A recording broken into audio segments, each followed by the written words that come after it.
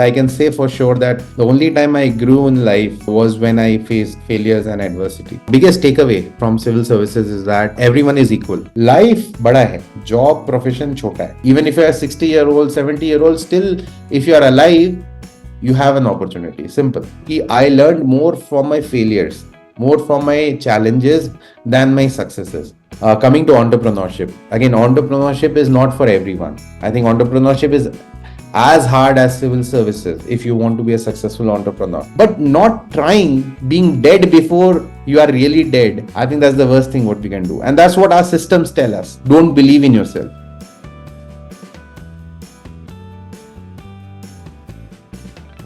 I am your host Gaurav Garg, and we welcome esteemed viewers to another enlightening episode of Believe in Future Amazing Mentor series.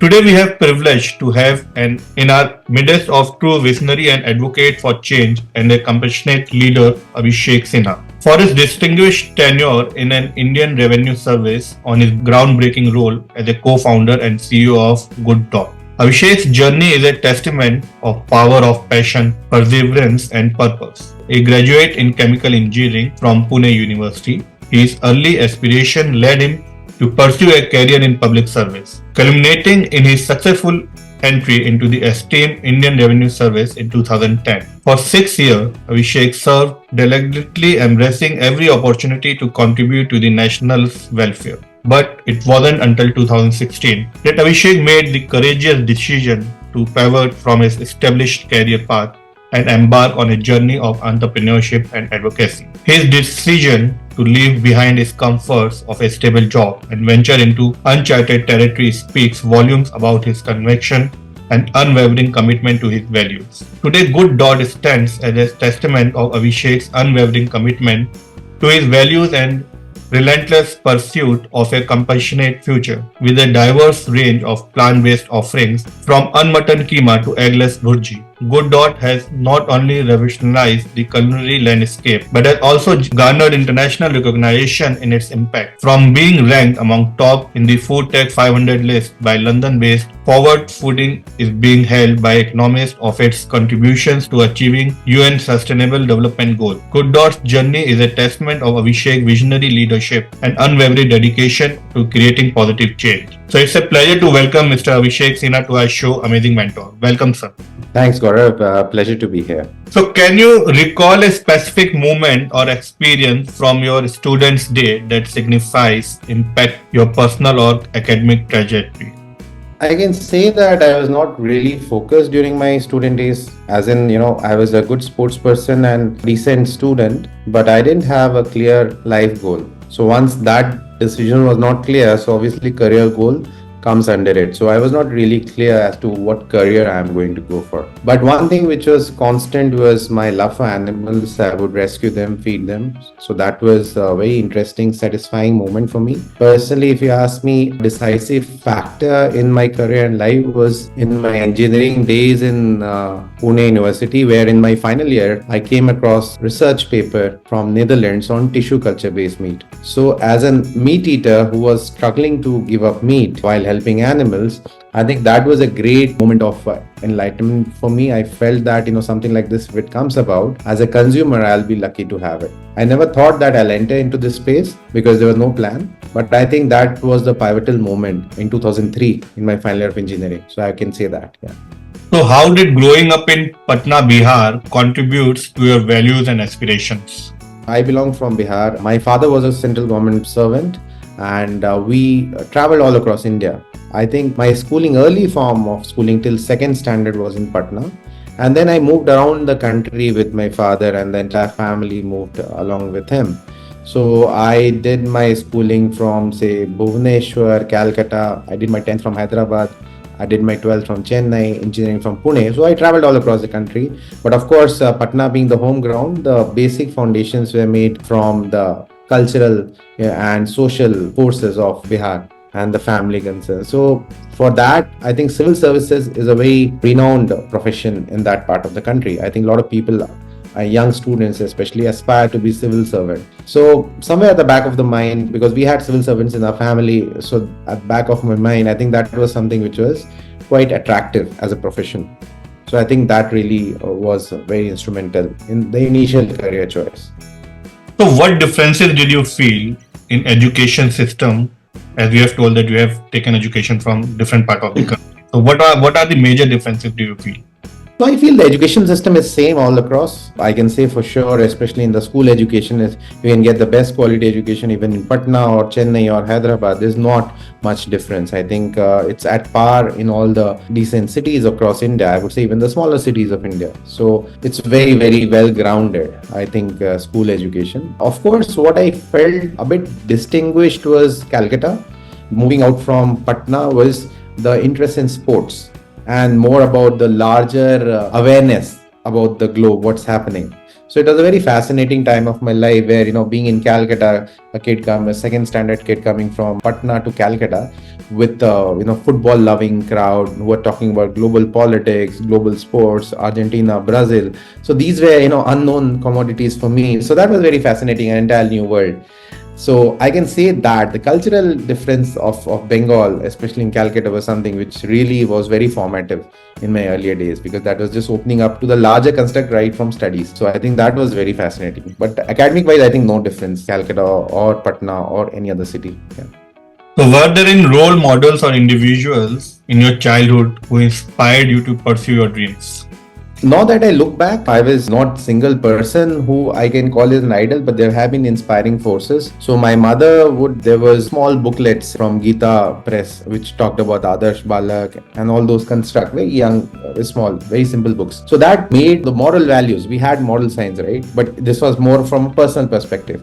So having those lessons were very, very interesting. You would feel good after reading them.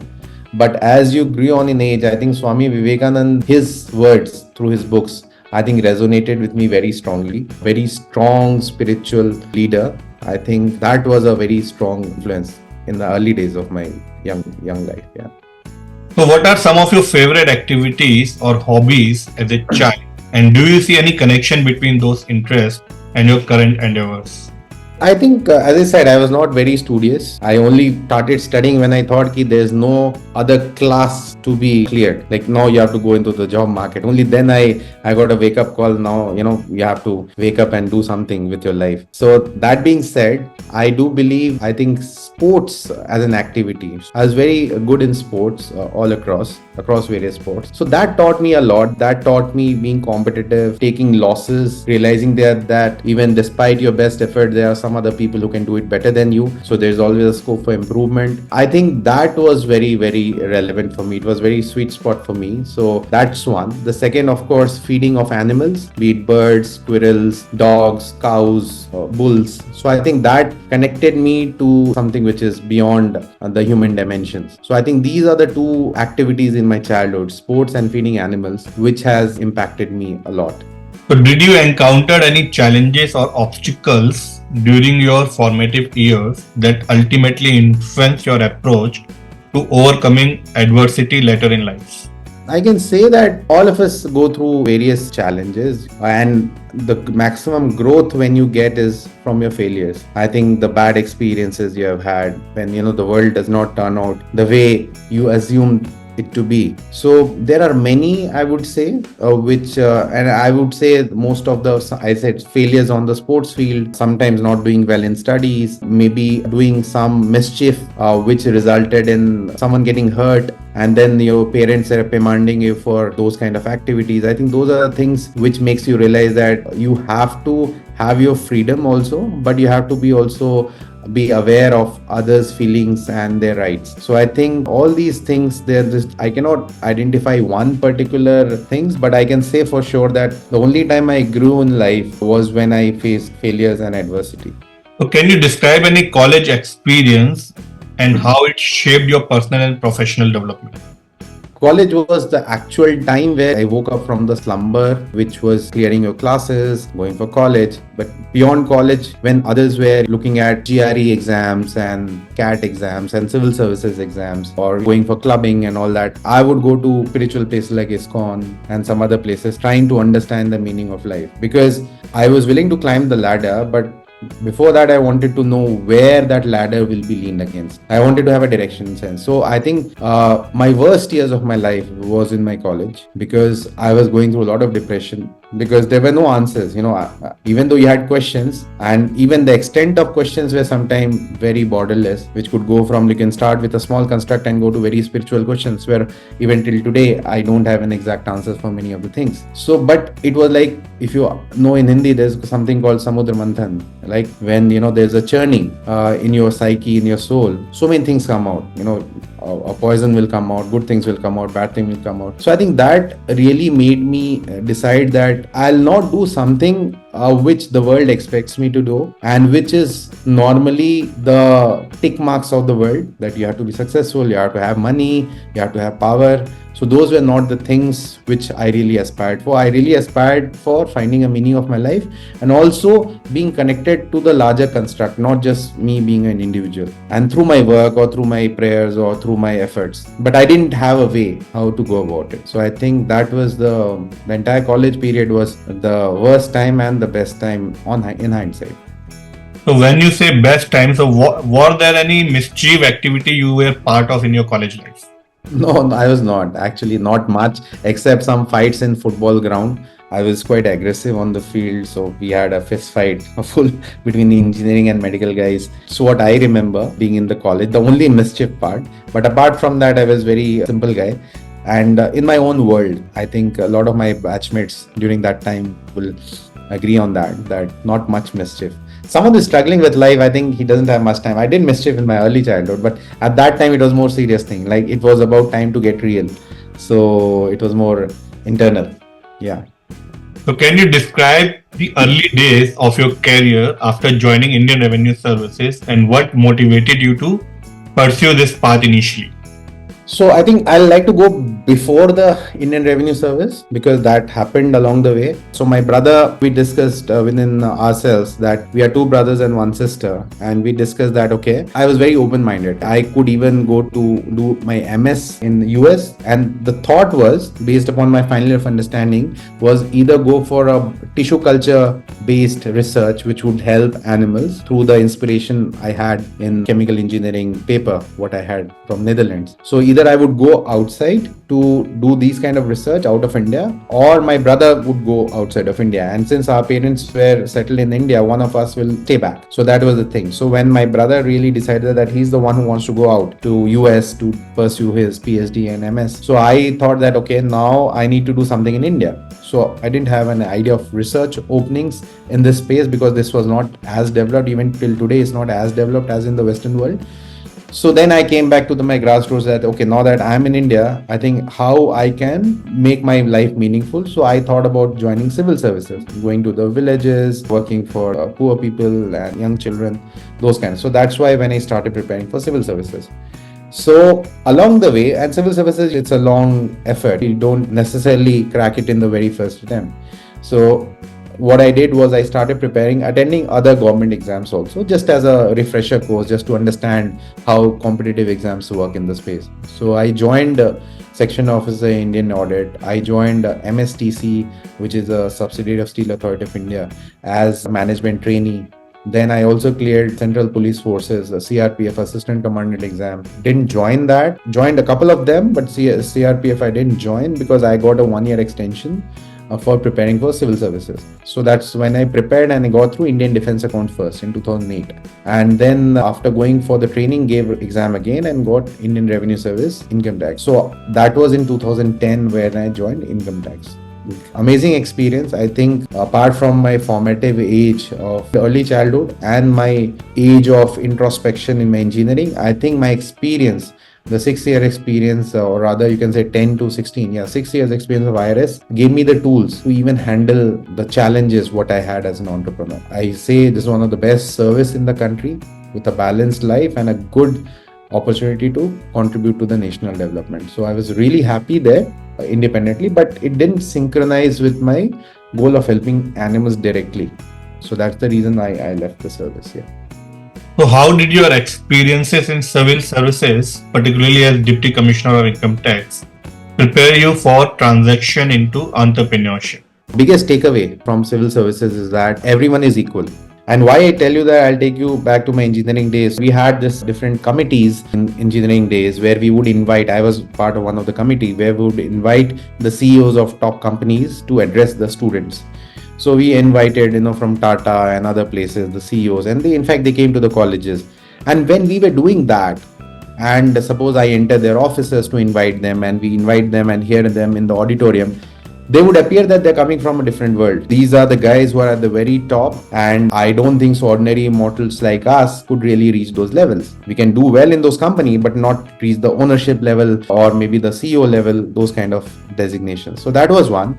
But the moment you joined civil services, and I was as assistant commissioner, I joined and then promoted to deputy commissioner. When you interacted them from a position of authority, and they left their aura outside the chamber, and they were just like normal people like you and me talking, then you realize that they are also normal individuals who have done the hard work and they have got lucky to reach this place. So for me, the biggest takeaway was no one is great and no one is absolutely not incapable to reach the top. It's up to your efforts, and so you can reach the very top. So the ceiling what I had set in my mind, that okay, ये जो बड़े billionaires आते हैं या जो बड़े, you name it, any field में, be it politics, be it industry, be it academia, research, कहीं भी मीडिया, कहीं भी आप पकड़ लीजिए, आपको जो भी बड़े लोग लगते हैं, they had a journey and they were normal, barring a few, they were just normal people like you and me working hard.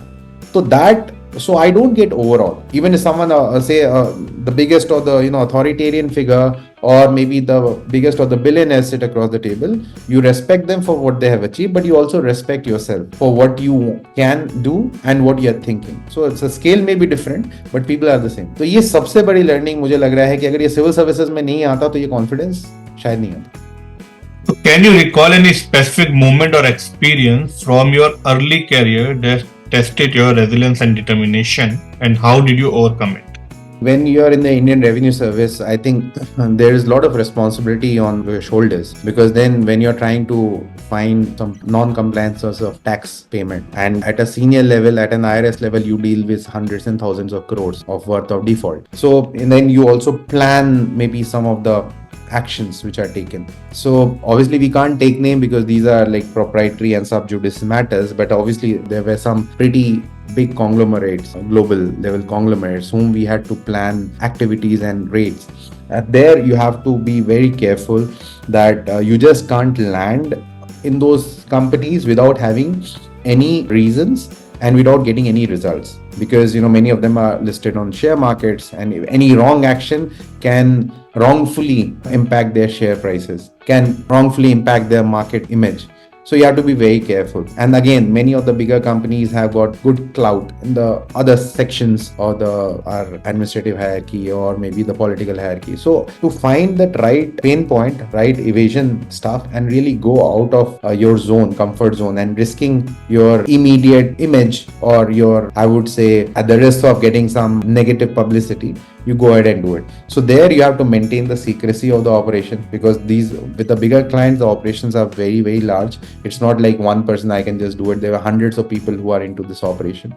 How do you maintain the secrecy? Once you are landing up there, how do you control the situation? How do you liaise with the police administration there so that no law and order situation happens in those premises? Once you do that, then once the action starts, you need to really and they have great chartered accountants, they have great accountants who know that some of these actions can eventually happen. So they have all these places where they can hide these on cloud and not getting those data on point. So you just have 2 or 3 days where you're in those premises and you have to extract with very credible proof those evasions. So thankfully, with a lot of, tact as well as strategy and the support of the team, you could, find thousands of crores of evasion and then get out of that very strong manner and really make the defaulters pay for it. I think it's a lot of learning. There's not just intelligence, accounting and all that. It's also a lot of man management, a lot of, I would say, psychological warfare also, because many times you may not have those details in hand. But when you are engaging with them, you are having just one fact and you have to take out 100 facts. So how do you have to have the psychological sense also to speak with the top guys and extract the material out. So thankfully, I think that was a big success. But there are many other ways also. Sometimes on the contrary, There have been evidence cases where because of maybe an over assessment, very high pitched assessment, some of SSEs have had really rough time. Their businesses have been impacted, and now that has already been assessed and it comes to my table, and then I have to continue the work while being fair to the taxpayer. So there, how do you balance it out? You balance the interest of the department also, but you guide the taxpayer also, how he can really put up credible case and he get some relief and get his business back in order. There have been many cases. Also managing the people when you go on a raid. I think there are some people who are over ambitious and they get really carried along. How to make them, the inspectors and all, keep just relax. We are here for some work and not to harass taxpayers. So also managing those stuff. Yeah. So how difficult and easy was it to follow your dream and launch your good dot company? It was not difficult at all. It was not difficult at all because I would say I had the support of my family, my mother, father, my wife. Before I married, I told her that, what, I want to do something for animals. I may not, even if I get the service, I may not be there for long because उस समय दिमाग में ये आता था, I didn't have a mind कि I'll enter into business. Business never excited me, does not excite me. It doesn't run in my blood. But I think the best way to make a difference without asking for donation is to run a business where the product saves animals and the part of the profit also goes into, from my share, whatever it goes into animals. So basically you are doing your own, generating employment, giving a good product to the society, and also diverting a part of the profit for directly feeding animals. We feed around 150 stray animals on a daily basis in 8 parts of the city. So that gives me a personal pleasure. I carry food stuff in my car all the time. Even during COVID, not one day went by where we did not feed those animals, despite the lockdowns and all that. So that kept me very happy. So now coming to your question, Gaurav, how difficult, it was not difficult because the difficult part I had already traversed in my college days. It was about introspection, what you want to do with life. I wanted to make a difference in animals' lives. I connected them not as the animals but non-humans who are innocent and in that body. We might be born in next life as them. Maybe my past relatives, friends are born in this life like them. So we don't know whom we are helping if we are changing the system for the better. तो क्या हुआ कि आपको कहाँ problem आता है? आपको problem आता है फैमिली से, स्पेशली अगर आपके पार्टनर, वाइफ या हस्बैंड अगर एग्री नहीं करते हैं उस चॉइस से. She married a civil servant, but she was fine. She said कि it's your choice. You have to just घर चलाना है, वो आपकी जिम्मेदारी है, वो आप चला लेना, कैसे भी चलाना. बाकी क्या करना है, I'm there to back you up, but I cannot say what you need to do, what you don't need to do. So for me, that was the biggest relief. And then again, going back to the same thing, Vivekananda आप पढ़ते हो, आप जो spiritual path पढ़ते हो, मतलब किस जो भी आप पढ़ते हो, लाइफ बड़ा है, जॉब प्रोफेशन छोटा है. Job and profession is a subset या business is a subset of life. एक दिन तो हमें लाइफ ही छोड़ना है. We have to retire from life. अगर आपके लाइफ गोल्स में आपका सर्विस उसमें आपको सपोर्ट नहीं कर रहा है डायरेक्टली, तो बेटर है कि आप डायरेक्टली कुछ अपॉर्चुनिटी हो तो करो. मैंने ये सोचा था कि अगर जब मैंने सिविल सर्विस में आने के पहले मैंने अगर सोचा था कि मैं सिविल सर्विस छोड़ के कुछ करूँ, मेरा पर्पस ये था साल क्रैक कर लीजिए, 2-4 साल 5 साल काम कर लीजिए, देख लीजिए अगर आप डायरेक्टली इम्पैक्ट कर पा रहे हैं लाइफ में लोगों को तो ठीक है. नहीं कर पा रहे तो आप छोड़ के कोचिंग कर लीजिए, क्योंकि कोचिंग करके भी तो आप पैसे कमा सकते हो. आपने 2 बार सिविल सर्विसेज क्लियर किया तो कोचिंग में बच्चे आएंगे और आप अच्छे से पढ़ा भी सकते हो. You can teach them properly. And from the profit what you get, you will have your house and then अपना घर चला रहे हो, and the part of the profit also significant goes to helping animals directly. तो मैं नाक ऐसे हाथ घुमा के नाक पकड़ रहा था, बट ये तो ऐसा स्पेस मिल गया कि you can directly impact animals' life, people's eating habits, and also use a part of the profit for helping animals. So it was not difficult for me at all. So any initial challenges that you faced while launching Good Dot? lot of challenges. एक तो क्योंकि not being an entrepreneur, आप service mindset से सीखते हो, तो बहुत बार क्या होता है कि you are taken for a ride by vendors, by other people जो promise करते हैं and they don't deliver. And then also technological challenge was the most important in our initial part, क्योंकि माइंड में आना कि मैं ऐसा प्रोडक्ट बनाऊंगा जो which tastes like meat, having that concept in your mind कि I'll make a product which is really close to meat, but is one thing, and really producing it in an industrial setup is another thing. There are no plug and play options. हमने 3 साल, like we worked 3 years before I left the job for at a very small scale lab level to develop. When my brother, as I said, was a PhD in protein chemistry. There are other team members who have the food technology background. So we kept working on this space for a long time. And we had three critical challenges. It's not that ki if I say a chicken is or a mutton is say 400 500 rupees a kg, if I get a 2000 rupees kg plant based meat, it will not sell. So first of all, you have to nail the taste, texture, then also better the price, so that people at least they it is at price parity with meat. Thirdly, we had a different challenge was कि India में there is a very broken frozen logistics. So you can't develop a product which is frozen and expect to mainstream in India. You have to develop a product which does not require refrigeration. So these three technical challenges: getting the right texture, getting the right price point, and getting it non-frozen. That's why it took us a long time. So technical challenge was the biggest thing. Once we had that at lab level, the next challenge was how to scale it up at an industrial level. So वो challenge था. Thankfully, we had great set of believers in us, like HNIs who invested in us. There was a venture capital fund based out of America called New Crop Capital who invested in us. So it could not have started at an industrial level. It could not have started with a very limited money, which we had put our own savings in research and development. But at an industrial level, obviously we didn't have the money to scale it up at an industrial level. So since we demonstrated our zeal and we had a prototype product developed, I think people believed and they invested in us. So that was first. And once we developed at a commercial level, the next challenge was how to educate the consumer. Because someone is eating meat, someone is not eating meat. So where this intermediate product has come, how to convince meat eaters that okay, this is also something what you can consume, and also how to convince vegetarians also that this is something you can consume. So that was the second important challenge, which we are always solving. So it's a continuous. We have achieved significant success, but there's still a lot of work to be done. So as you have told that as a newcomer, the vendors were not up to date.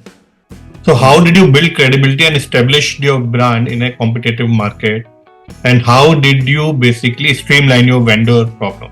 I was lucky to have my business partner Deepak Parihar. He is a very experienced chartered accountant and a company secretary. In fact, he's the same age as mine. So he was the CFO of the largest tobacco company in Rajasthan called Miraj. So he had that experience. So essentially, he could flag some of the issues which came.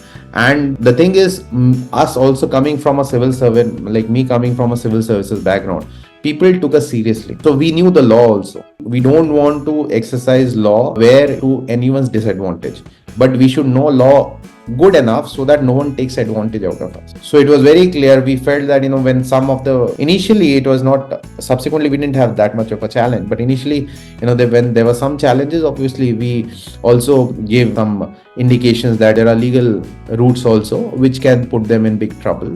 So they might as well honor their commitments and all. But this is part and parcel. I would say this is part and parcel of any business, any new startup. And we were not youngsters. We are not like just youngsters going about and doing the thing. We were, experienced professionals coming from government and non-government background. So we could club our resources, our experiences to get out of some of the sticky situations initially. But it was not too many, but a couple of them, and we got it sorted. Yeah.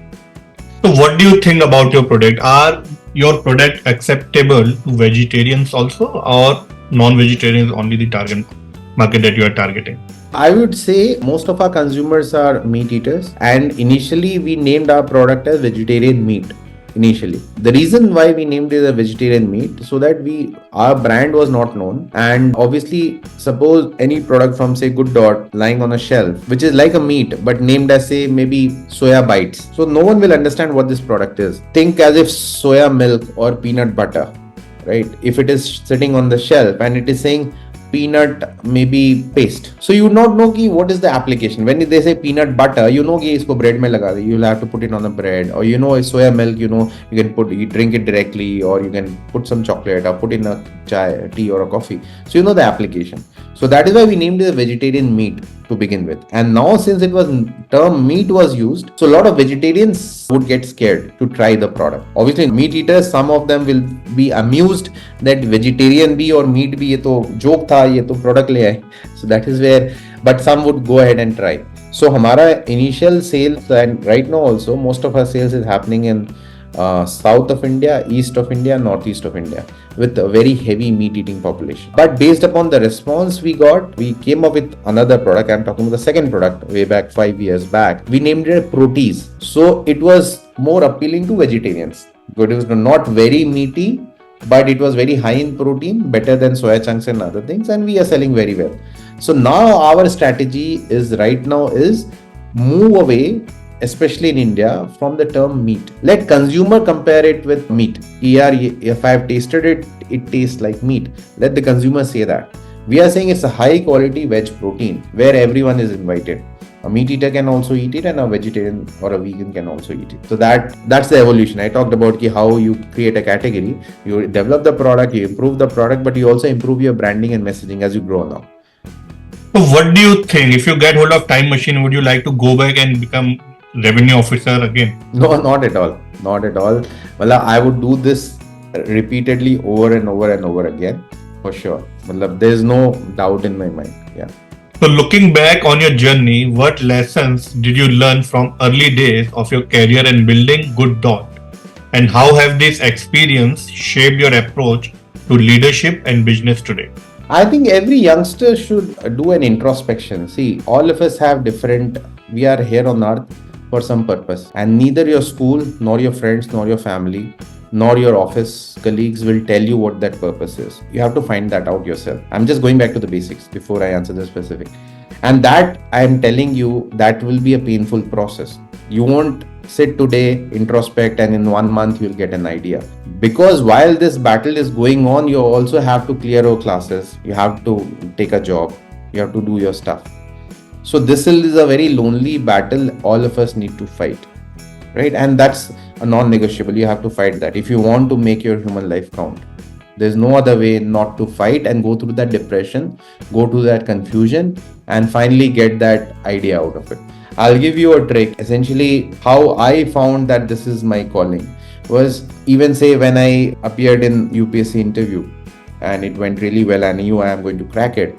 And while we were going to celebrate in some mall to have some food along the way, just from Dholpur house with my family, and there was a dog who got hurt along the way on the road. So I immediately forgot that I have potentially cleared civil services. I was just worried कि उसको खाना देना चाहिए, थोड़ा ये देना चाहिए. So I lost my identity in that moment.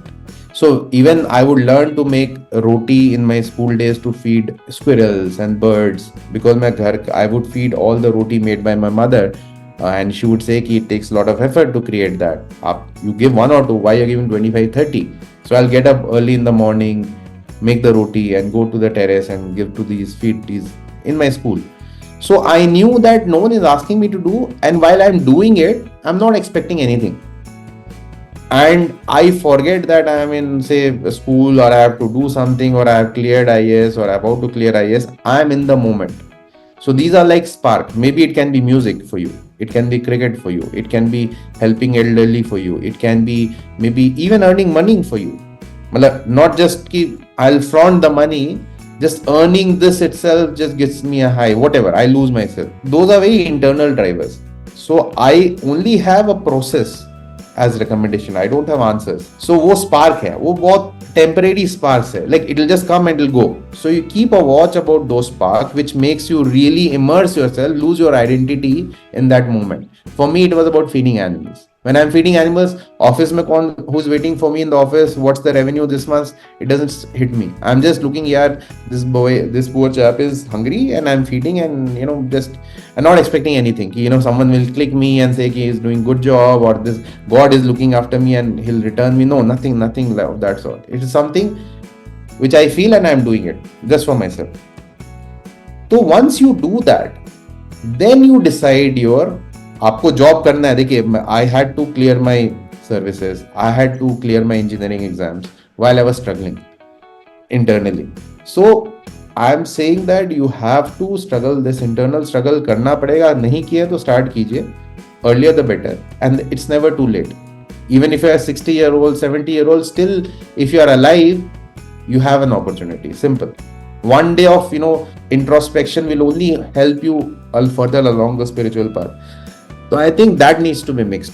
Many times we talk very specific things. That's my thing. Me and my wife, we are not sending our kid to school. He's unschooled. He's an 8-year-old. He doesn't go to school. We want as a childhood, he just needs to be happy. Struggle, आप पढ़ भी लोगे, top भी कर जाओगे, तो भी अगर लाइफ में स्ट्रगल है तो आप स्ट्रगल करोगे.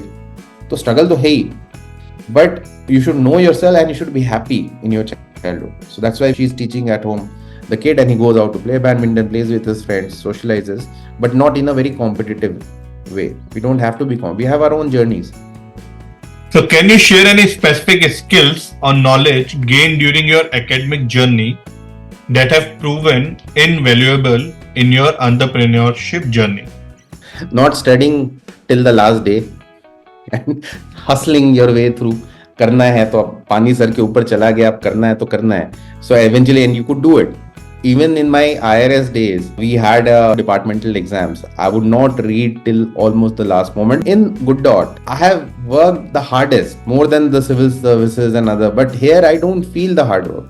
So मेरा ये कहना है, during the study days, I would say one thing, this is definitely important. You should not procrastinate. That's one. So I have learned that once in my academic days, as I said earlier, I learned more from my failures, more from my challenges than my successes.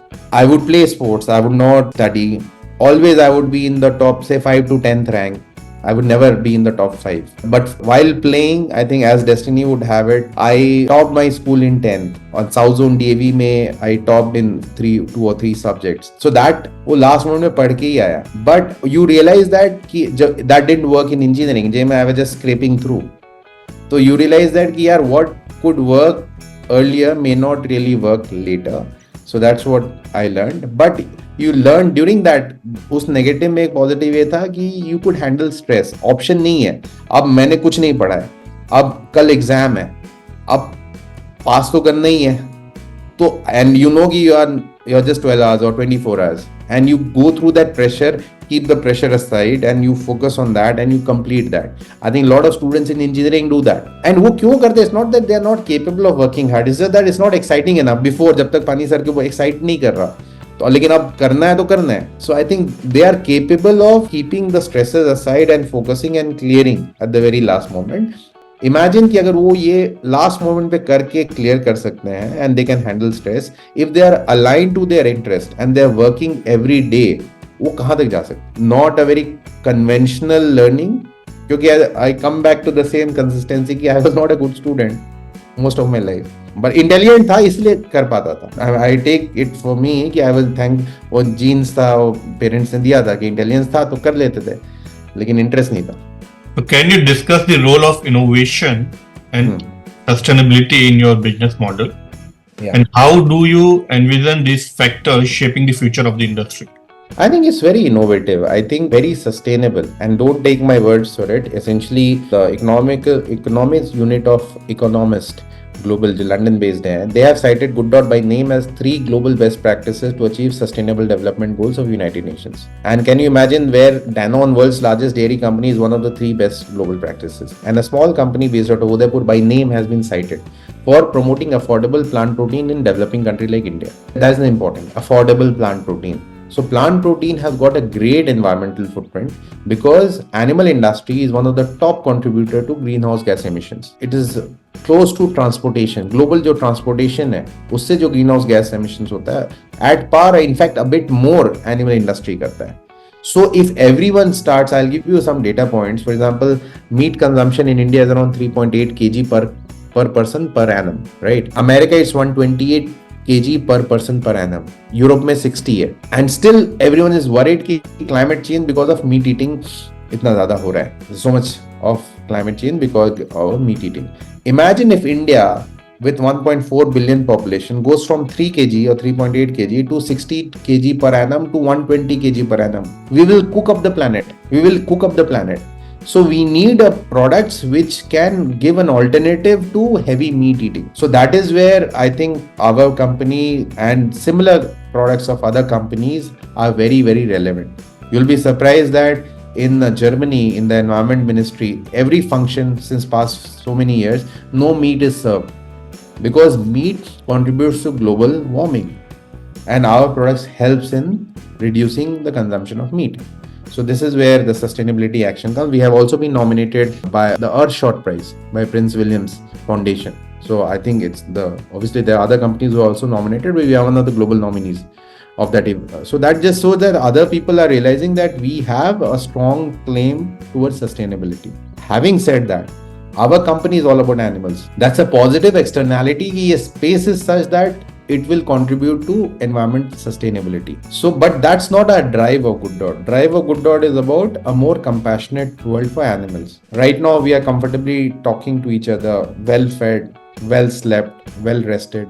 Whereas, there are billions of animals shrieking their heart out, lungs out, and being butchered. So I cannot say that we are on the right path. What got us here till here will not take us further from here. We have to change things. And we are seeing there are a lot of challenges. Of course, the meat industry will create a lot of counter narratives. But I think those are nothing but counter narratives. Once tobacco was being recommended by doctors. So where the money is, I hope they make a lot of money. These industry make a lot of money in the plant-based system. They make affordable protein, and eventually they say that they are in the business of earning money. They are not in the business of killing animals. Unfortunately, now making money is linked to killing animals because consumers is what they're. So I do hope they make tons of money in plant-based protein so that they move away from this destructive industrial animal agriculture. So as a leader in plant-based food industry and getting many recognition, what opportunities and challenges do you foresee for young professional entering the same field?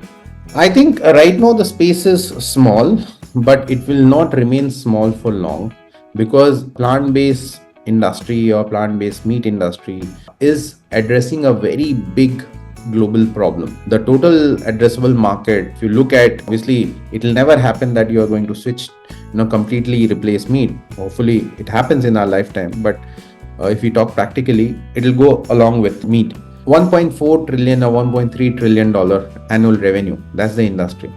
Abhi, it's next to nothing in terms of the global size of the meat industry. So there's only one way where the plant-based meat industry will go. That's up, and up very high.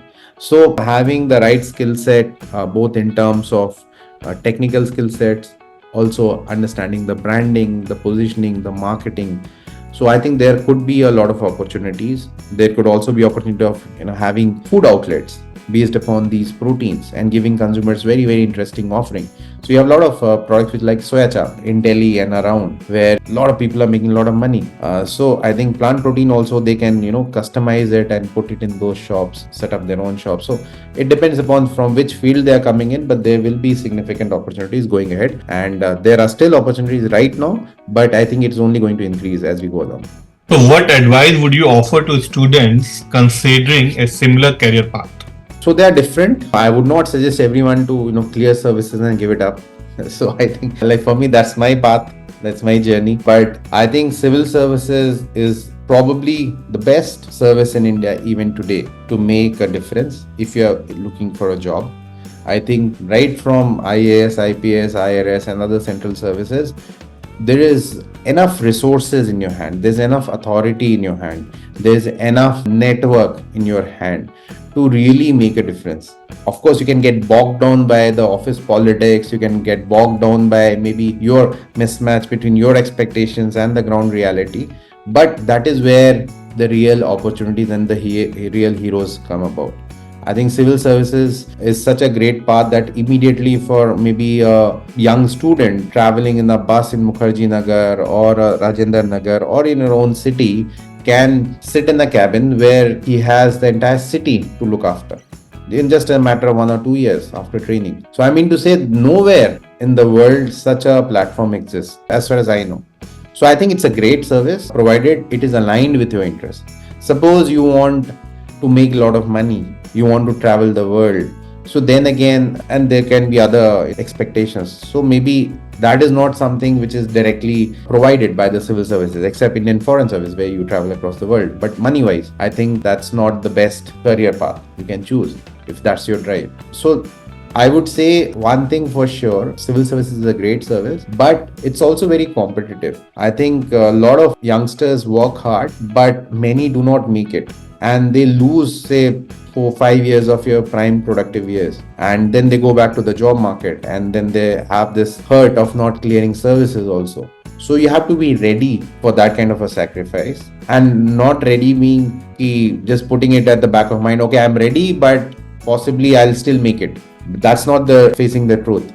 You should be ready if you really don't make it after 5 years. Then you should have a career plan. You should have something. Also, my practical advice will be give every government exam where you are eligible. Small, even SSC and other state exams, because that keeps you ready for competition. That's what I did. Well, even though I didn't have, even if I would not have cleared services, I would have left those earlier services as it is. For me, it was just a stepping stone for getting into civil services. So I think you should give every exam where you are eligible. So that's also important. Be very careful whether you really want to risk it, because this is a game of hard work and also destiny. I have seen a lot of people who are very capable and have really worked hard and put in so many years. Despite going to interviews for 2 or 3 times, they have not made it. And again, they have to start from scratch. So that's a possibility. I'm not discouraging, but you have the drive. There are so many cases of success also. Go ahead. But before that, line it with your life's calling. Second, coming to entrepreneurship. Again, entrepreneurship is not for everyone. I think entrepreneurship is as hard as civil services if you want to be a successful entrepreneur, because there are so many things which can go wrong and only so many little things which can really go right. So entrepreneurship is not for the faint-hearted. I think we have glamorized entrepreneurship a lot. I think a lot of people say ki I am dissatisfied with my job, so I want to be free. I want to be my own boss, and I'll go into entrepreneurship. It doesn't work that way. If you're working hard in a job, I think you have to work hard 10 times in entrepreneurial journey. And again, the interesting part is success is not guaranteed. You might be under debt, you might not make it, but there are many who do make it. So अगर entrepreneurship करना है, my suggestion would be find your life's calling, see what are linked to those life's calling in the entrepreneurial field, go into that space, because then the journey will also be meaningful, not just the destination. So you have to be very careful what line of entrepreneur. So for example, if I'm starting a tobacco company, entrepreneurial, but it's not speaking to me. So even if, and mostly even success comes at the very end. There are a lot of struggles to begin with. If it is not making sense why I am doing this, I think 99% of time I can guarantee you will fail, and you will also incur a lot of stress. And there's no doubt about it, 100%. 1% is the only chance is that you can be successful in a field which is not speaking with you, in an entrepreneurial field. So be very careful. When you think about when you make a decision of life partner, you take time to decide, and then you work on the relationship, and then you stay with him or her.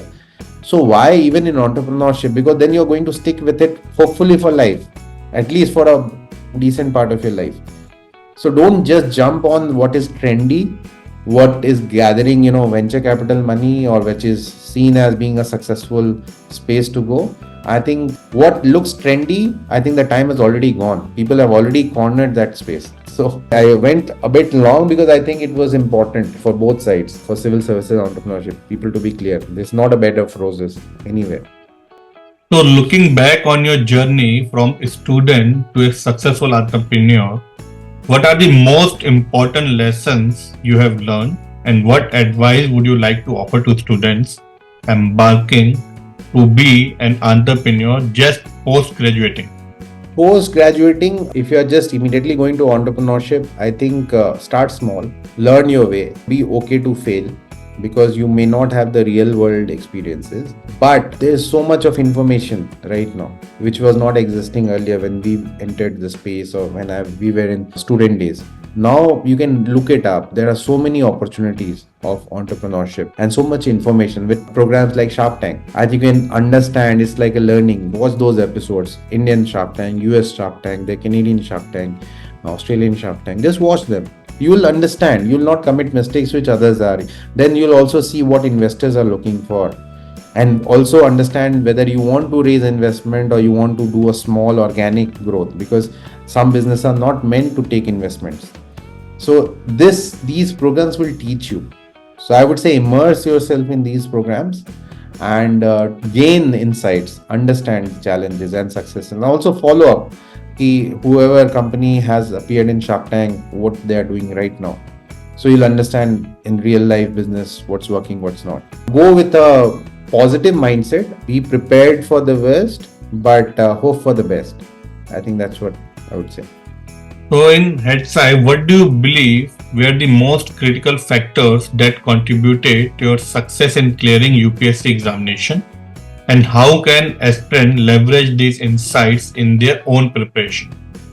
I would say, combination of three things. I was not the hardest working boy in the class or even the aspirant. So I would say genetics did play a role where you have intelligence. You can't say I'm intelligent because I am intelligent. So had that tough with little effort or less effort, I could understand, soak in more. Second is traveling across the country, being exposed to different cultures opened my mind to experiences and knowledge. Third is, I would say, when it mattered, I worked hard.